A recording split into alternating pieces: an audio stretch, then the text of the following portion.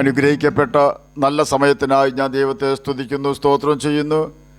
ദൈവവചനം ശ്രവിച്ചുകൊണ്ടിരിക്കുന്ന എല്ലാ ദൈവമക്കൾക്കും വീണ്ടും വരാമെന്നരുളി ചെയ്തവനായ കർത്താവായ യേശു ക്രിസ്തുവിൻ്റെ ധന്യനാമത്തിൽ ഞാൻ എൻ്റെ സ്നേഹവന്ദനം അറിയിക്കുന്നു. ഇന്നത്തെ അല്പസമയത്തെ ചിന്തയ്ക്കായി 1 ശമൂവേൽ 30-ാം അധ്യായം 6-ാം വാക്യം നമുക്ക് വായിക്കാം. ദാവീദ് വലിയ കഷ്ടത്തിലായി. ജനത്തിൽ ഓരോരുത്തൻ്റെ ഹൃദയം താൻ്റെ പുത്രന്മാരെയും പുത്രിമാരെയും കുറിച്ച് വ്യസനിച്ചിരിക്കൊണ്ട് അവനെ കല്ലെറിയണമെന്ന് ജനം പറഞ്ഞു. ദാവീദോ തൻ്റെ ദൈവമായ യഹോവയിൽ ധൈര്യപ്പെട്ടു. അനുഗ്രഹിക്കപ്പെട്ട ഒരു വേദവാക്യമാണ് നാം കേട്ടത്. ദാവീദിന് ആ ദിവസം കഷ്ടതയുടെ ദിവസമായിരുന്നു.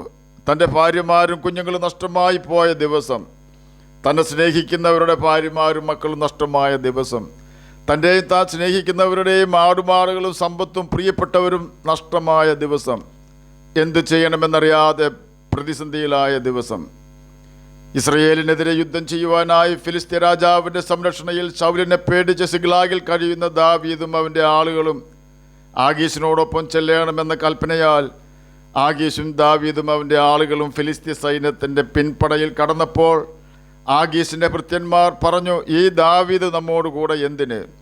ഇവൻ നമ്മോടുകൂടെ ഇസ്രയേലിനെതിരെ യുദ്ധത്തിന് വന്നാൽ ഇവൻ നമ്മുടെ തല കൊണ്ട് ശൗൽ രാജാവിനെ പ്രസാദിപ്പിക്കും. ആകയാൽ അവനെയും അവൻ്റെ ആളുകളെയും മടക്കി അയക്കണമെന്ന് പറഞ്ഞപ്പോൾ ആഗീശ് ദാവീദിനോട്, നീ സമാധാനത്തോടെ മടങ്ങിപ്പോയിക്കൊള്ളുക, എൻ്റെ ഭൃത്യന്മാർക്ക് നീ എന്നോട് കൂടെ യുദ്ധത്തിന് വരുന്നത് ഇഷ്ടമല്ല എന്ന് പറഞ്ഞു. 1 ശമൂവേൽ 29-ാം അധ്യായം 1 മുതൽ 11 വരെയുള്ള വാക്യങ്ങളിൽ ഇതിനെക്കുറിച്ച് രേഖപ്പെടുത്തിയിട്ടുണ്ട്. എന്നാൽ ദാവീദും അവൻ്റെ ആളുകളും യുദ്ധമുഖത്തു നിന്നും ആഗീശ് അവർക്ക് അനുവദിച്ചു കൊടുത്തിരുന്ന സിഗ്ലാഗിൽ എത്തിയപ്പോൾ അമാലേക്യർ തെക്കേ ദേശവും സിഗ്ലാഗും ആക്രമിച്ച് സിഗ്ലാഗിനെ ജയിച്ച് അതിനെ തീ വെച്ച് ചുട്ട് കളഞ്ഞിരുന്നു. അവിടെയുള്ള വലിയവരും ചെറിയവരുമായ സ്ത്രീകളെ പിടിച്ചുകൊണ്ട് തങ്ങളുടെ വഴിക്ക് പോയതല്ലാതെ ആരെയും കൊന്നില്ല. ദാവീദും അവൻ്റെ ആളുകളും സിഗ്ലാഗിലെത്തിയപ്പോൾ അത് തീ വെച്ച് ചുട്ടിരിക്കുന്നതും ഭാര്യമാരെയും പുത്രന്മാരെയും പുത്രിമാരെയും അടിമകളായി കൊണ്ടുപോയിരിക്കുന്നതും കണ്ടു. അപ്പോൾ ദാവീദും കൂടെയുള്ള ജനവും കരയുവാൻ ബലമില്ലാതാകുവോളം ഉറക്കെ കരഞ്ഞു. 1 ശമൂവേൽ 30-ാം അധ്യായം 1 മുതൽ 4 വരെയുള്ള വാക്യങ്ങളാണ് നാം ഇപ്പോൾ കേട്ടത്. ഇതുമൂലമാണ് 1 ശമൂവേൽ 30-ാം അധ്യായം 6-ാം വാക്യത്തിൽ നാം കേട്ടതുപോലെ ദാവീദ് വലിയ കഷ്ടത്തിലായത്. തന്നെയുമല്ല ഓരോരുത്തൻ്റെ ഹൃദയം താൻ്റെ പുത്രന്മാരെയും പുത്രിമാരെയും കുറിച്ച് വ്യസനിച്ചിരിക്കൊണ്ട് ദാവീദിനെ കല്ലെറിയണമെന്ന് ജനം പറഞ്ഞു. അപ്പോൾ ദാവീദ് തൻ്റെ ദൈവമായ യഹോവയിൽ ധൈര്യപ്പെട്ടു. 1 ശമൂവേൽ 30-ാം അധ്യായം 6-ാം വാക്യം തുടങ്ങുന്നത് ദാവീദ് വലിയ കഷ്ടത്തിലായി എന്ന വാക്കുകളോടെ ആണെങ്കിൽ ഏതാനും നിമിഷങ്ങൾക്ക് ശേഷം ആ വാക്യം അവസാനിക്കുന്നത് ദാവീദോ തൻ്റെ ദൈവമായ യഹോവയിൽ ധൈര്യപ്പെട്ടു എന്ന വാക്കുകളോടെയാണ്. ദാവീദ് കഷ്ടത്തിലായത് തന്നെ സ്നേഹിക്കുന്ന തൻ്റെ പ്രിയപ്പെട്ടവർ കല്ലുമായി ദാവീദിനെ എറിയുവാൻ തയ്യാറായിരിക്കുന്നത് കണ്ടപ്പോഴാണെന്ന് ചിന്തിക്കുന്നതിൽ തെറ്റില്ല. ദാവീദും തന്നെ കുറ്റപ്പെടുത്തിക്കൊണ്ട് എറിയുവാൻ കല്ലുമായി നിൽക്കുന്ന തൻ്റെ സ്നേഹിതരും ഒരേ ആപത്തിൽ ഹൃദയവേദനയോടെ കരയുകയായിരുന്നു എന്ന് ഓർക്കണം. പെട്ടെന്നിതാ ജനം എല്ലാം ദാവീദിനെതിരെ തിരിയുന്നു. ദാവീദ് ഒന്ന് പതറിക്കാണുവാൻ സാധ്യതയുണ്ട്. എന്നാൽ ദൈവഭയമുള്ളവനായ ദാവീദ് തൻ്റെ കരച്ചിൽ നിർത്തിയിട്ട് പുരുഷത്വം കാണിച്ചു. തന്നെ കല്ലെറിയുവാൻ നിൽക്കുന്ന തൻ്റെ സ്നേഹിതന്മാരുടെ മുമ്പിൽ വെച്ച് തന്നെ വെള്ളമില്ലാത്ത ഉണങ്ങി വരണ്ട ദേശത്തു വെച്ചും യഹോവയ്ക്കായി ദാഹിക്കുന്ന ദാവീദ് തൻ്റെ ദൈവമായ കർത്താവിൽ യഹോവയിൽ തന്നെ ആശ്രയിച്ചു.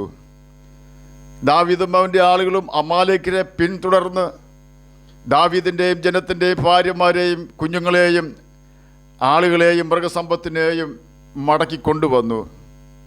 ദൈവത്തിൽ ആശ്രയിച്ച ദാവീദിനെ ദൈവം മാനിക്കുകയും ദാവീദിനെ കഷ്ടപ്പെടുത്തിയ അമാലേക്കരെ നിർമൂലമാക്കുകയും ചെയ്തു.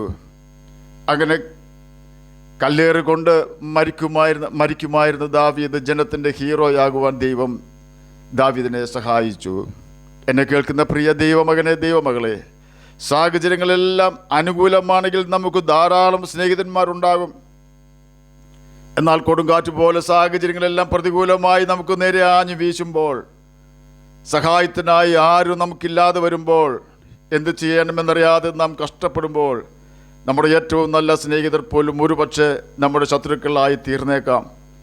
നമ്മോട് അവർ ചോദിക്കുവാൻ സാധ്യതയുള്ള ഒരു ചോദ്യം നൂറ്റാണ്ടുകൾക്ക് മുമ്പ് ഇയ്യോബിനോട് തൻ്റെ സ്നേഹിതന്മാർ ചോദിച്ച ചോദ്യം ചോദിക്കുവാൻ സാധ്യതയുണ്ട്. നിർദോഷി എവിടെ ശിക്ഷിക്കപ്പെട്ടിട്ടുള്ളൂ? അതാണ് ആ ചോദ്യം.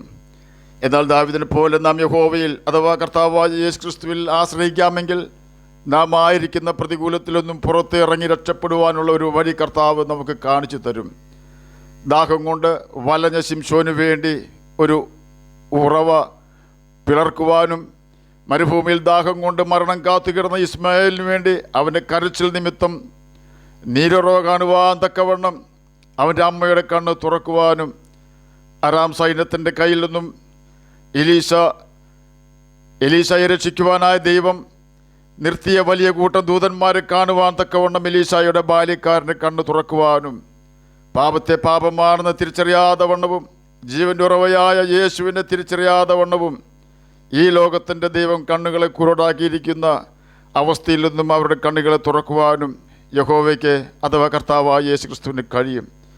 1 കൊരിന്ത്യർ 10-13 ഇപ്രകാരം രേഖപ്പെടുത്തിയിരിക്കുന്നു: മനുഷ്യർക്ക് നടപ്പല്ലാത്ത പരീക്ഷ നിങ്ങൾക്ക് നേരിട്ടിട്ടില്ല.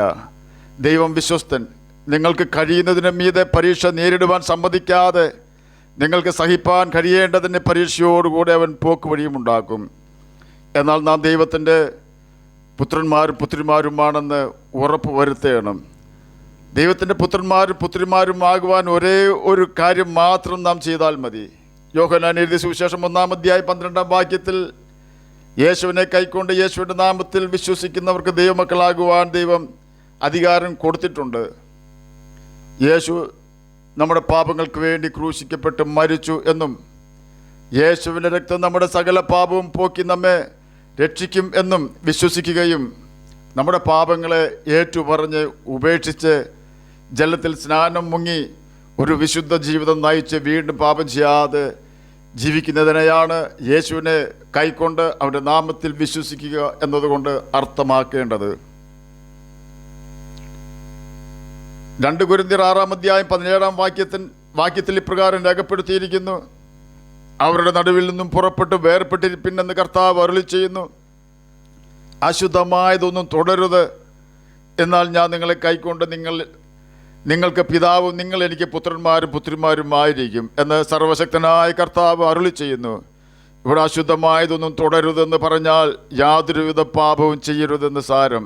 ചുരുക്കി പറഞ്ഞാൽ ബൈബിളിൽ അനുസരിക്കണമെന്ന ദൈവം എഴുതി വച്ചിട്ടുള്ള കൽപ്പനകൾ നാം അനുസരിച്ച് പാപം ചെയ്യാതെ ജീവിച്ചാൽ ദാവീദിന് തക്ക സമയത്ത് പ്രതികൂലത്തിൽ നിന്നും മോചനം കൊടുത്ത കർത്താവ് നാം ഇപ്പോൾ നേരിടുന്ന സകല പ്രതികൂലത്തിൽ നിന്നും പുറത്തു കടക്കുവാനുള്ള വഴി കാണിച്ചു തരും. ആകയാൽ നമുക്ക് സ്വർഗത്തിലെ ദൈവത്തിൻ്റെ കൽപ്പനകൾ പ്രമാണിച്ച് അവൻ്റെ മക്കളാകാം. ദൈവമക്കളായി തീർന്നിട്ടുള്ള പ്രിയപ്പെട്ടവർ ദൈവം ദാനം തന്ന പുത്രത്വം നഷ്ടപ്പെടുത്താതെ ദൈവമക്കളുടെ ദൗത്യങ്ങൾ തിരിച്ചറിഞ്ഞ് കർത്താവിന് വേണ്ടി നിലനിൽക്കാം. അതിന് കർത്താവ് നമ്മെ സഹായിക്കട്ടെ എന്ന് പ്രാർത്ഥിച്ചുകൊണ്ട് ഞാൻ എൻ്റെ വാക്കുകളിൽ നിന്ന് വിരമിക്കുന്നു. നമുക്ക് പ്രാർത്ഥിക്കാം. ഞങ്ങളെ സ്നേഹിക്കുന്ന സ്വർഗീയ പിതാവേ, നല്ല വചനത്തിനായി ഇങ്ങനെ സ്തുതിക്കുന്നു, സ്തോത്രം ചെയ്യുന്നു. എന്നെ കേൾക്കുന്ന ഏതെങ്കിലും പ്രിയപ്പെട്ടവർ വഴിവിട്ടാണ് ജീവിക്കുന്നതെങ്കിൽ ഒരു മടങ്ങി വരുന്ന അവസരം കൊടുക്കണമെന്ന് പ്രാർത്ഥിക്കുന്നു. അങ്ങേ തിരിച്ചറിയാത്ത ഏതെങ്കിലും പ്രിയപ്പെട്ടവർ എന്നെ കേൾക്കുന്നുണ്ടെങ്കിൽ അങ്ങ് അവർക്ക് അങ്ങേ തിരിച്ചറിയുവാൻ തക്കവണ്ണം അവരുടെ കുരുട്ടുകണികൾ തുറക്കണമെന്നറിയാൻ പ്രാർത്ഥിക്കുന്നു. രോഗത്താൽ ഭാരപ്പെടുന്നവർക്ക് രോഗസൗഖ്യം കൊടുക്കണമേ. സമാധാനമില്ലാത്തവർക്ക് സമാധാനം കൊടുക്കണമേ. പ്രാർത്ഥന കേട്ടതിനായി സ്തോത്രം. യേശുവിൻ്റെ നാമത്തിൽ തന്നെ ആമേൻ. കർത്താവ് എല്ലാവരെയും അനുഗ്രഹിക്കട്ടെ. സ്തോത്രം.